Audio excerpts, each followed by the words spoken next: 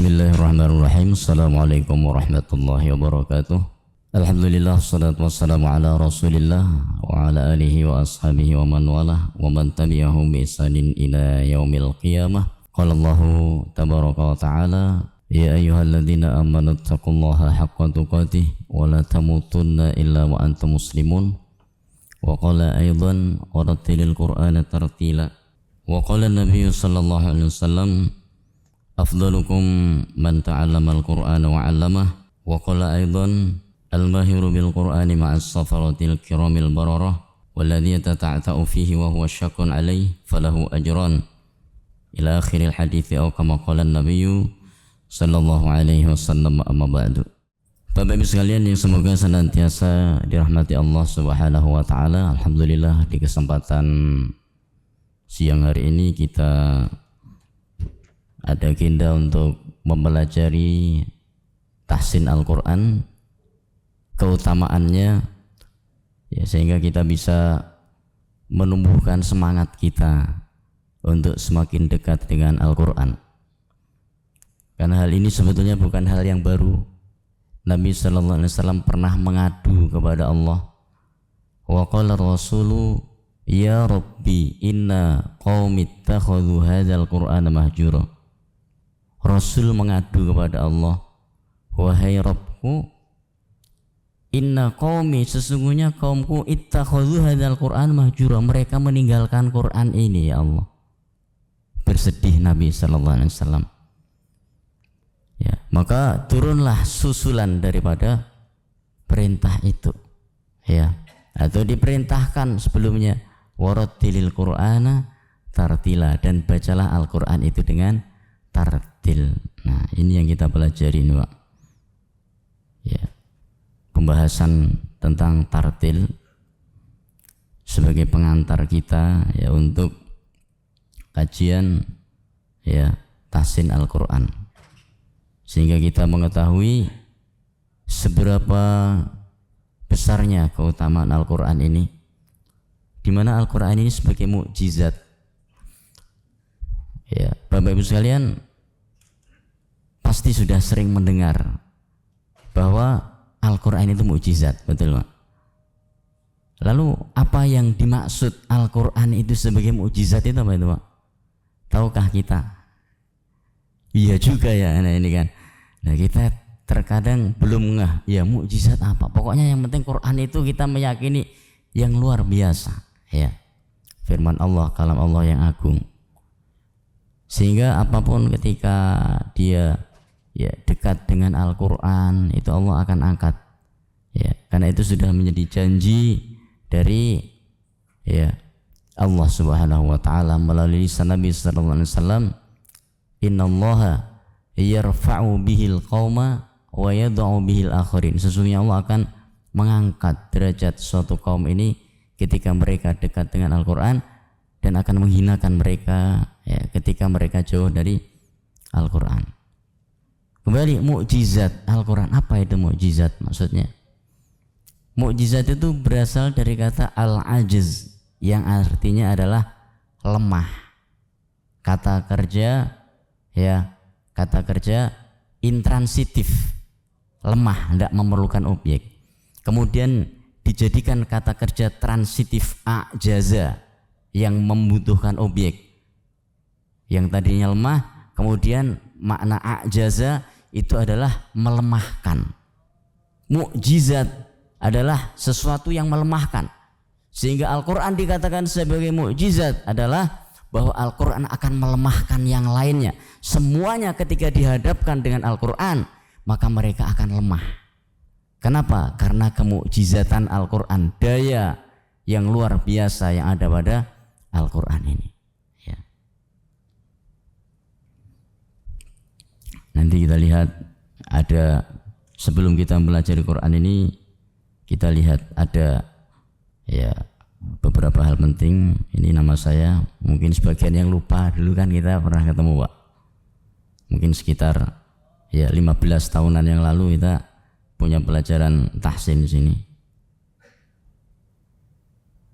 Ya, ada di sini qiraat asyarah surah kubro dan qiraat 15. Kemudian ini adalah silsilah yang menyampaikan kita kepada Allah Subhanahu wa taala, kepada Rasulullah sallallahu alaihi wasallam. Jadi Rasul sallallahu alaihi wasallam menurunkan Quran ini kepada para sahabat. Di antara sahabat yang terkenal di sini adalah Utsman bin Affan, Ali bin Abi Thalib, Abdullah bin Mas'ud, Ubay bin Ka'ab. Kemudian para tabi'in di antaranya adalah Abu Abdullah As-Sulami, Zir ibnu Ubaish.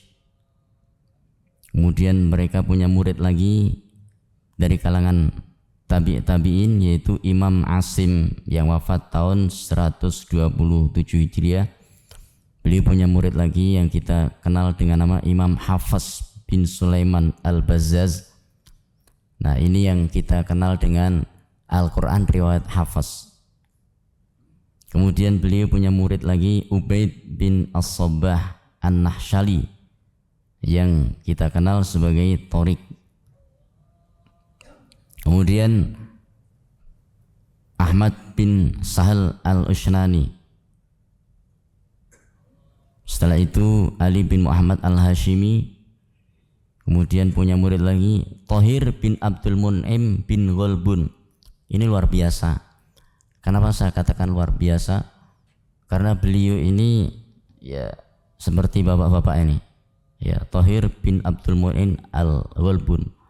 Seorang yang bekerja keras, seorang yang berniaga sehingga punya perusahaan di sana sini, ini Thahir bin Al-Ghalbun. Namun beliau tetap berpegang mengajarkan Al-Quran walaupun menjadi seorang yang kaya raya luar biasa. Nah ini, dan ini adalah guru utamanya Abu Amr Ad-Dani yang kita lihat di sana, Abu Amr Ad-Dani. Nah, ini yang luar biasa. Sehingga Abu Amr Ad-Dani ini walaupun Thahir bin Al-Ghalbun ini beliau asalnya itu dari Baghdad, namun ketemunya ternyata di Andalusia, ya. Karena terus ke sana kemari di setiap negara singgah, selain berdagang juga kemudian dia mengajarkan Al-Quran dan sangat tegas. Dan dialah guru yang paling ditakuti oleh Imam Abu Amr Ad-Dani. Kenapa? Karena salah sedikit dikeplak, gitu kan. Nah ini Pak. Kemudian Abu Dawud Sulaiman An-Najjah. Kalau Bapak Ibu sekalian melihat mushaf yang sekarang kita buka ini, tulisan ini diriwayatkan oleh Abu Dawud Sulaiman An-Najjah. Adapun mushaf di Indonesia itu kan ada perbedaan kadang-kadang dengan mushaf dari Timur Tengah ini. Itu diriwayatkan dari gurunya tadi, yaitu Abu Amr Ad-Dani. Ya, teknik penulisan yang diriwayatkan oleh Abu Amr Ad-Dani. Nah, ini perbedaan di situ. Kemudian beliau punya murid lagi Ali bin Hudzail, ya. Kemudian punya murid lagi Al-Qasim bin Firuh Asy-Syatibi yang kita kenal dengan Imam Asy-Syatibi. Imam Asy-Syatibi ini luar biasa, menjadi rujukan Quran sampai sekarang padahal beliau dalam keadaan mohon maaf buta. Ya, yang luar biasa di situ. Kemudian beliau punya murid lagi Ali bin Syuja'an Al-Abbasi, masih keturunan sahabat Ibnu Abbas. Kemudian beliau punya murid lagi Muhammad bin Ahmad As-Sa'i, punya murid lagi Abdurrahman bin Ahmad Al-Baghdadi, generasi ke-15 itu Pak. Ke-16 yang kita kenal Imam Ibnul Jazari rahimahullah ta'ala, ya. Beliau adalah Imam Al-Quran. Secara ilmu murid daripada Imam Ibnu Katsir yang kita kenal. Ibnu Katsir muridnya Imam Ibnu Taimiyah. Nah, jadi secara ilmu beliau adalah cucu muridnya Ibnu Taimiyah. Ibnu Jazari punya murid Ahmad bin Asad Al-Umyuti. Al-Umyuti punya murid Muhammad bin Ibrahim As-Samadisi. As-Samadisi punya murid lagi generasi ke-19 Ali bin Muhammad Al-Maqdisi. Beliau punya murid lagi di generasi ke-20 Abdurrahman bin Syihadah Al-Yamani. Al-Yamani kemudian punya murid lagi Muhammad bin Qasim Al-Baqari. Al-Baqari punya murid lagi Ahmad Al-Baqari, sama markanya. Punya murid lagi Abdurrahman bin Hasan Al-Ujhuri. Al-Ujhuri punya murid lagi Ibrahim bin Badawi Ahmad Al-Ubaidi yang wafat 1237 Hijriah. Beliaulah yang dikatakan mewarisi seluruh ilmu Imam Ibnul Jazari, ya seluruh ilmu Al-Quran pada masanya. Sehingga seluruh sanad Al-Quran hari ini mengerucut kepada beliau ini ukurannya, ya Imam Al-Ubaidi. Al-Ubaidi punya murid lagi yaitu Ali Al-Haddadi Al-Azhari. Beliau punya murid lagi Abdullah bin Abdul Azim Ad-Dusuki. Ad-Dusuki punya murid lagi Al-Fadhili Ali Abu Lailah. Al-Fadhili wafat pada tahun 1385 Hijriah atau 1965 Masehi. Ya, mungkin sebagian sudah lahir. Kemudian beliau punya murid lagi generasi ke-28 yaitu Asy-Syaikh Al-Alamah Misbah bin Ibrahim Ad-Dusuki hafizahullah taala. Beliau adalah pemegang sanad tertinggi saat ini di dunia yang paling dekat dengan Rasulullah SAW untuk urutannya, ya. Kemudian beliau punya murid yang banyak sekali di seluruh dunia tersebar, termasuk di Indonesia adalah sebagaimana yang tampil di depan ini, Pak. Nah, inilah kalau kita ingin melihat silsilah, ya sanad Al-Quran, ya dari kita sampai kepada Rasulullah Sallallahu Alaihi Wasallam. Jadi Al-Quran itu terjaga. Apa keutamaan kita dalam belajar Al-Quran? Nabi Sallallahu Alaihi Wasallam bersabda, khairukum man ta'allama Al-Quran wa 'allama. Sebaik-baik kalian adalah yang mempelajari Al-Quran dan mengajarkannya. Dua hal, mempelajari kemudian mengajarkannya. Ternyata apa? Tidak hanya untuk dirinya sendiri, dia juga harus mengajarkan kepada orang lain. Minimal ada keluarga kita sendiri, orang terdekat kita.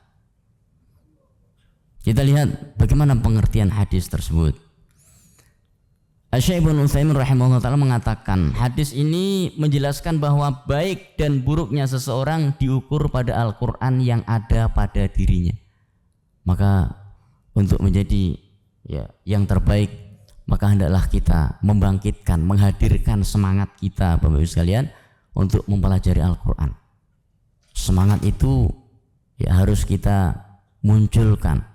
Semangat itu harus ya kita bangkitkan. Karena semangat adalah kunci, motivasi ini kunci. Kalau kita tidak punya motivasi ya untuk mempelajari Quran, maka kita tidak akan mempelajarinya. Ya.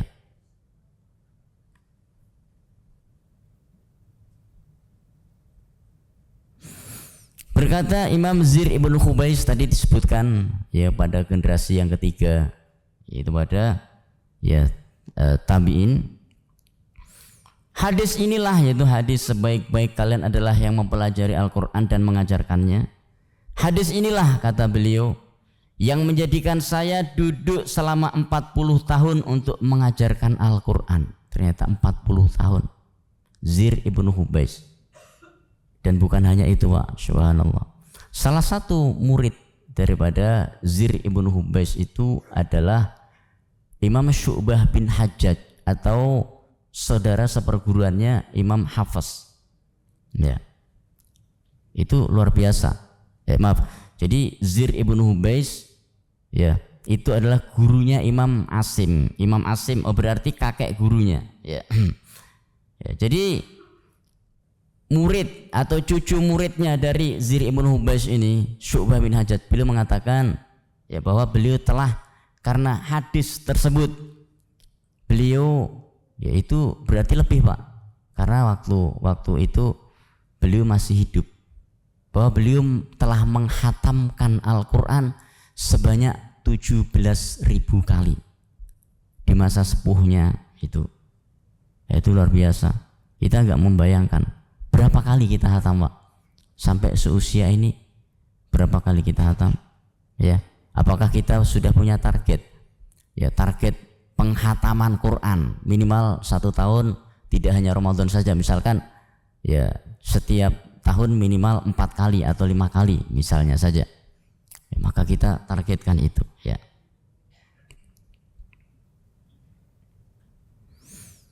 Kompetensi dasar. Apa yang akan kita harapkan dengan mempelajari Al-Quran ini? Karakter Qur'ani, akhlak. Akhlak itu akan terbentuk. Allah SWT berfirman, Inna hadzal Qur'ana yahdi lillati hiya aqwam. Sesungguhnya Al-Quran ini akan membawa pembacanya ya menuju jalan yang lurus. Ya, menuju jalan yang lurus. Walaupun ada juga orang penghafal Quran tergelincir, tapi kan tidak semuanya, Pak. Seperti Abdurrahman bin Muljam, ya, sang pembunuh sahabat Ali bin Abi Thalib radhiyallahu taala anhu, bukan orang sembarangan itu, penghafal Quran, guru Quran.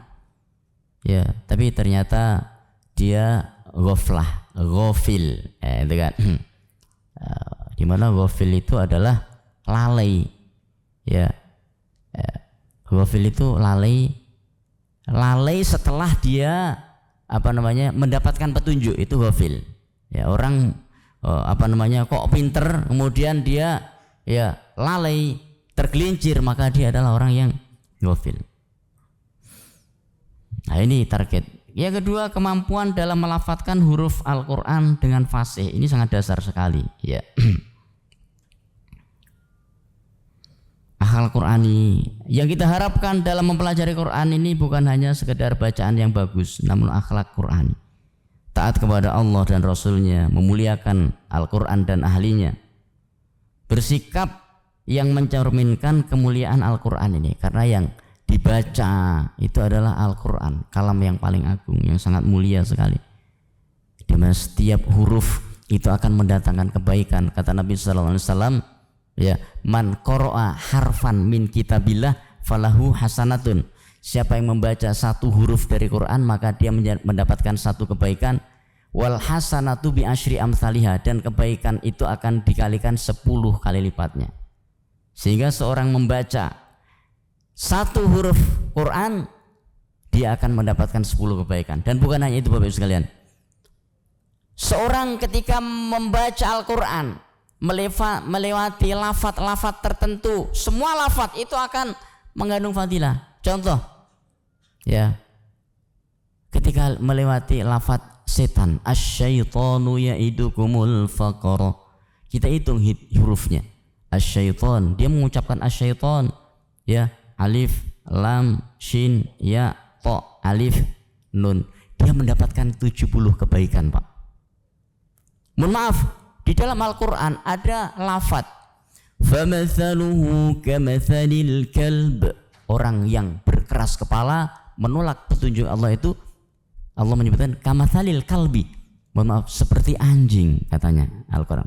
Ketika seorang mengatakan binatang haram tersebut, ya, maka itu adalah sesuatu yang tercela, bahkan akan menjadi pusat perhatian.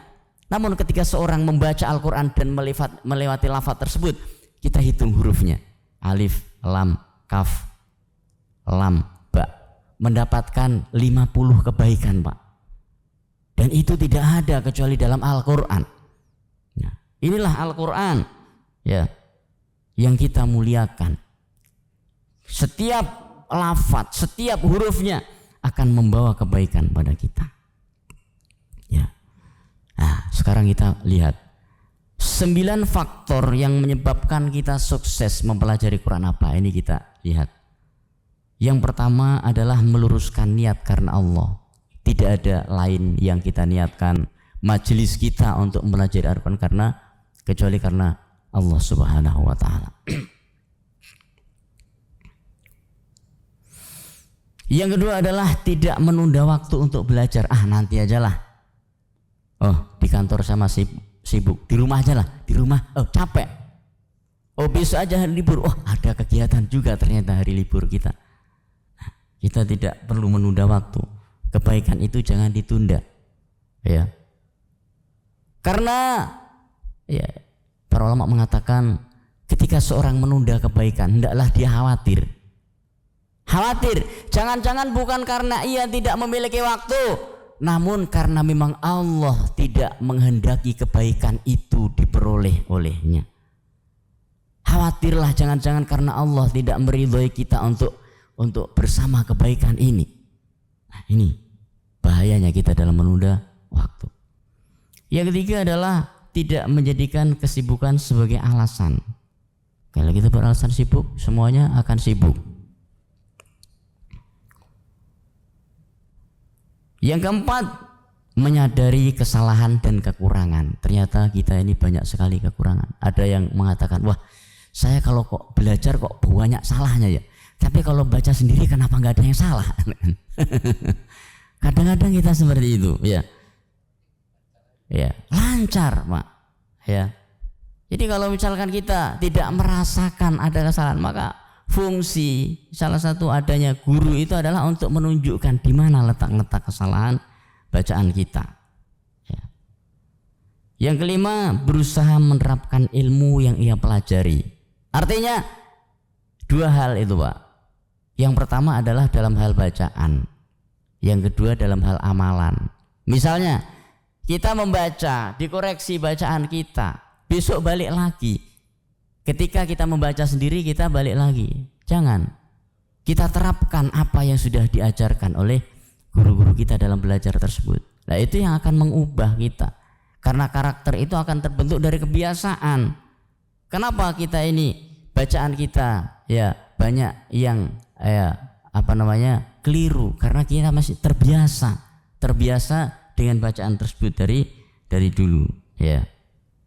Kemudian yang kedua, menerapkan kandungan apa yang di dalamnya. Dulu ceritanya katanya ya Kiai Haji Ahmad Dahlan ketika beliau ngimamin sering membaca ara'aital ladzi yukadzibu biddin. Wallahu a'lam bishawab ini, Pak. Ceritanya guru TPA saya dulu ini. Nah, gitu. Nah, kemudian ditanya, Pak Kiai, kok kalau ngimamin seringnya pakai itu, ya. Ini aja udah kamu amalkan apa belum, katanya begitu, ya. Nah, ternyata pengamalan itu juga penting, ya. Yang keenam, mencari guru yang tepat. Semua guru insya Allah tepat, ya. Artinya itu mungkin yang sesuai dengan cara mengajarnya sesuai dengan kemampuan kita, ya. Guru yang sangat hebat sekali, ya. Kemudian ya mempelajari kita baru alif ba ta, kemudian langsung belajar qiraat asyarah, kan pusing, tidak tepat seperti itu, ya. Maka kita ya meminta ya kepada guru untuk mengajarkan sesuai dengan kapasitas kita, ya.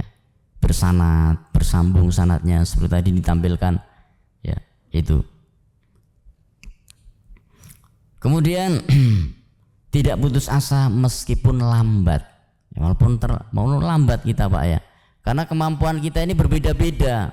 Ada orang ya yang membaca, ya, memantulkan bacaan itu banyak. Contoh, siratal ladzina an'amta, dipantulkan itu, Pak. Ya. Kemudian saya tegur, Pak, mohon maaf, jangan dipantulkannya. Loh, yang mana, Ustaz? Ya, yang ini. Coba Bapak baca siratal ladzina an'amta. Dibaca lagi siratal ladzina an'amta. Bukan begitu, Pak. Saya contohkan siratal ladzina an'amta. Nanya, bedanya apa ya, Ustaz, ya? Nah, kalau kita belum mengetahui letak kesalahan kita, Pak, itu masih sulit. Ya, kita harus tunjukkan salah tapi tidak ngerasa bersalah. Nah, ini berat seperti ini, ya. Ya. Kita tidak boleh putus asa, terus kita coba. Yang kedelapan adalah membangkitkan kesadaran bahwa ilmu itu suatu kebutuhan, terutama ilmu baca Quran, ya. Karena Al-Quran itu seperti disebutkan di dalam kitab Ar-Ri'ayah, ya, itu dikatakan ada sebuah riwayat Ibunda Ummu Salamah radhiyallahu taala anha, beliau pernah ditanya, wahai Ummu Salamah, ya, bahasa kita jenengan tahu enggak, ya, ini Nabi sallallahu alaihi wasallam dulu, ya, pernah cerita enggak orang-orang ahli surga itu yang paling tinggi siapa derajatnya mereka? Maka Ummu Salamah pun menceritakan, wallahi demi Allah, sampai bersumpah, kan, saya mendengar dari Nabi sallallahu alaihi wasallam bahwasanya tidak ada yang lebih tinggi derajatnya di surga nanti dibandingkan dengan ahli Al-Quran. Ya. Bahkan bukan hanya dirinya, ya, kedua orang tuanya akan ditinggikan derajatnya, ya, oleh Allah Subhanahu Wa Taala pada hari kiamat. Itu apa? Fadilah Al-Quran. Fadilah Al-Quran. Yang ke-9, selalu berdoa meminta ilmu yang bermanfaat. Nah ini Pak.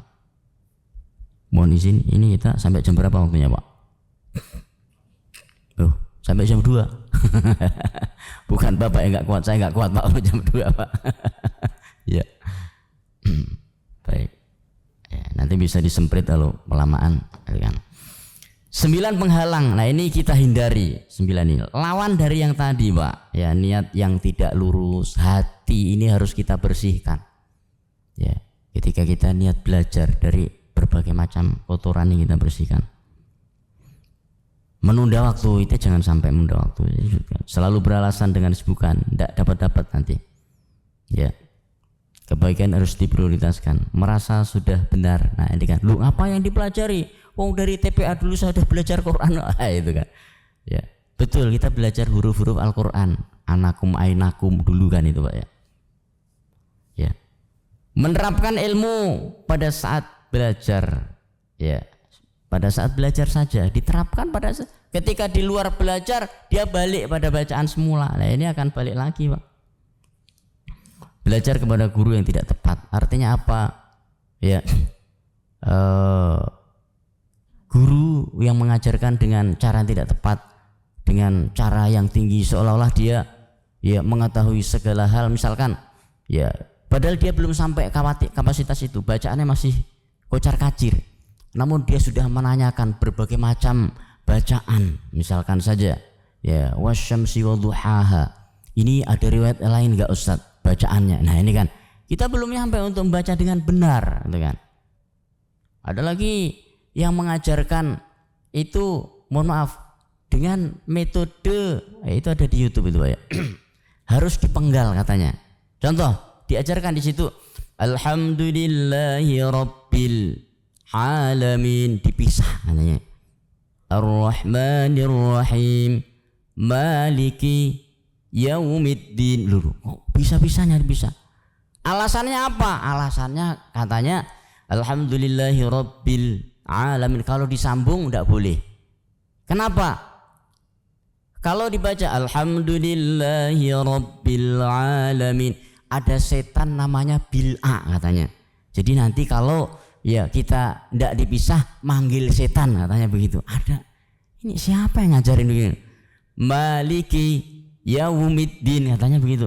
Kenapa? Kalau disambung Maliki Yaumiddin, katanya ada setan namanya Kiyau, iya kan? Nanti kalau misalkan disambung manggil setan katanya. Lah, ini dari mana pula itu kan?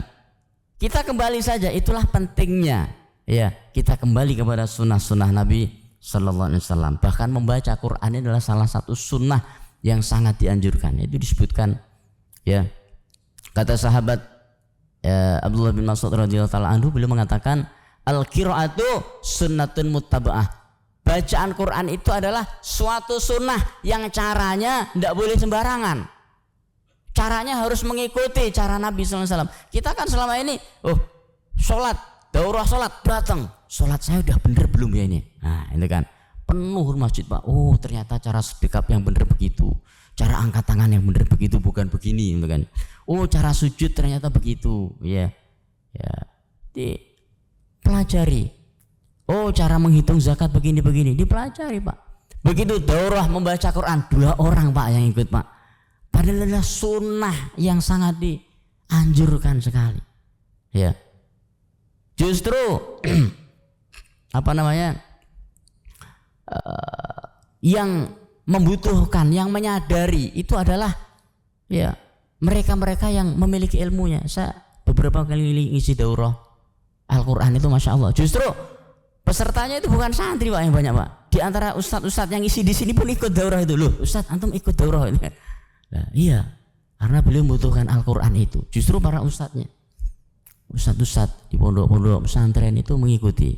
Ya, kenapa? Mereka memiliki tuntutan untuk bisa, ya, berhenti sebelum berhasil. Wah saya tidak bakat nih belajar Quran ini.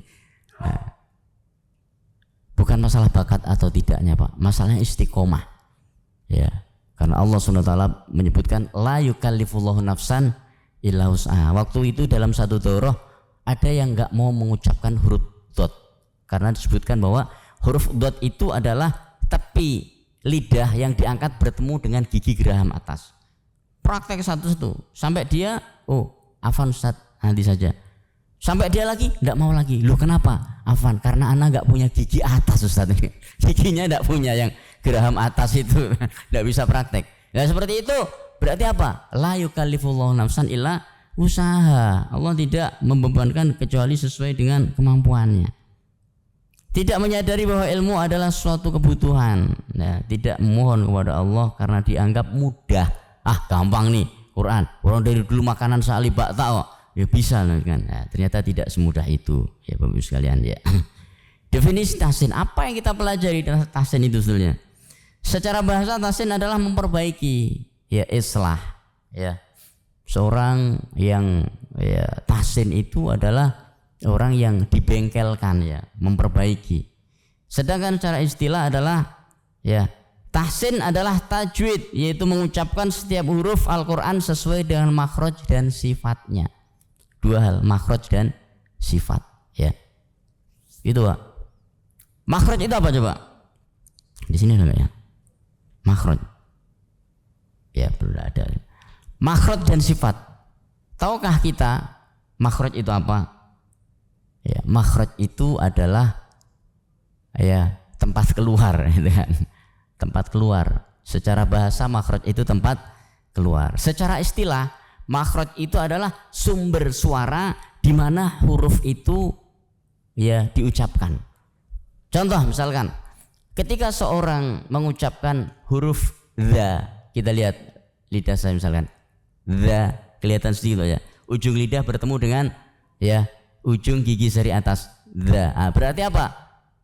Makhrajnya di situ. Kenapa? Sumber suaranya ada di ujung lidah yang bertemu dengan ujung gigi jari. Kalau tidak kita tempelkan ujung lidah itu dengan ujung gigi jari atas, enggak terjadi Pak huruf dal. Kan enggak terjadi. Ya. Atau kita keluarkan tidak terjadi. Kenapa? Ya karena sumbernya tidak kita dapatkan. Ya, itu makhraj, ya. Sifat. Nah, sifat itu apa? Ya. Sifat itu secara bahasa adalah sesuatu yang melekat, ya, kita melekat, ya. Seperti tangan ini warnanya apa, misalnya kulit ini. Nah, itu melekat. Secara istilah sifat huruf itu adalah kaifiyatu nutqil harfi, yaitu cara mengucapkannya. Apakah mengucapkannya itu disertai hentakan nafas ataukah mengucapkannya itu dengan cara tidak menghentakan nafas, dengan cara mengalir atau dengan cara tertahan. Nah, itu adalah sifat, ya. Contoh, ketika kita membaca sin, sa, mengalir nafas. Kita membaca misalkan huruf hamzah, ya, kulu, tertekan pada makhrajnya, ya, ditekan di situ. Ya. Nah, ini yang dimaksud dengan makhraj. Ya, itulah yang kita pelajari dalam tahsin nanti. Lalu targetnya apa? Cuman 2, enggak banyak Pak. 1 benar bacaannya, 2 lancar bacaannya. Ya karena bacaan orang itu antara 2 ini saja. Kalau kita lihat nanti tipe 4 tipe pembaca Al-Quran. 1 benar dan lancar. Ini menjadi target kita, benar dan lancar. Yang kedua benar tapi belum lancar. Nah ini masih mending. Udah benar tapi belum begitu lancar Pak, berarti dia berusaha. Yang ketiga adalah lancar banget tapi belum benar, atau bahkan nggak ada yang benar sama sekali. Lancar bacaannya, tapi ini butuh tahsin ini. Yang keempat belum benar dan belum lancar. Nah ini kan udah nggak benar, nggak lancar. Yang kelima nggak bisa baca. Nah ini dari 0 berarti ya. Nah ini terkait dengan target kita dalam mempelajari tahsin. Kalau kita sudah benar dan lancar pada poin pertama itu, ya sudah, teruskan. Ya, teruskan. Karena membaca Quran bukan hanya untuk hari ini, besok, bulan Ramadan akan datang, bukan, sampai seumur hidup. Ya, wallahu a'lam bishawab. Ya, silakan jika ada pertanyaan Pak, boleh disampaikan. Ya, silakan. Oh ya. Oh, enggak ada. Baik. Jika tidak ada, mungkin kita cukupkan, ya, atau bisa dipelajari, dicari ya tentang motivasi apa yang kira-kira akan membangkitkan ya semangat kita di dalam mempelajari Al-Qur'an. Fadilah apa saja yang akan kita peroleh dengan ya mempelajari Al-Qur'an tersebut. Ya, di mana Al-Qur'an ini kalam Allah yang sangat agung. Bagaimana tidak Al-Qur'an ya diturunkan kepada manusia yang paling mulia. Dipilihkan waktu untuk menurunkannya yaitu pada bulan Ramadan, bulan yang sangat mulia. Di antara bulan Ramadan dipilihkan malam yang terbaik untuk menurunkan Al-Qur'an itu yaitu ya malam Al-Qadar atau Lailatul Qadar. Nah, dan seterusnya. Sehingga siapapun yang dekat dengan Al-Qur'an maka dia akan ya mendapati kemuliaan tersebut. Baik, Bapak Ibu sekalian, jika sudah habis kita cukupkan sampai di sini. Insya Allah kita lanjutkan di kesempatan yang akan datang tentang dasar tahsin yang paling dasar, yaitu mengenali letak kesalahan-kesalahan dalam makhraj, sifat dan hukum bacaan. Mohon maaf kurang lebihnya, silakan bisa melanjutkan aktivitas kembali. Ya, semoga dengan mempelajari, duduk bermajelis dengan Quran ini akan menjadi berkah ya kehidupan kita, ya pekerjaan kita, harta kita semuanya. Wallahu a'lam bishawab. Mohon maaf kurang lebihnya. Subhanakallahumma bihamdika asyhadu an la ilaha illa anta astaghfiruka wa atubu ilaik. Wa sallallahu ala nabiyyina Muhammad wa akhiru da'wana alhamdulillahi rabbil alamin. Akhirul kalam. Assalamualaikum warahmatullahi wabarakatuh.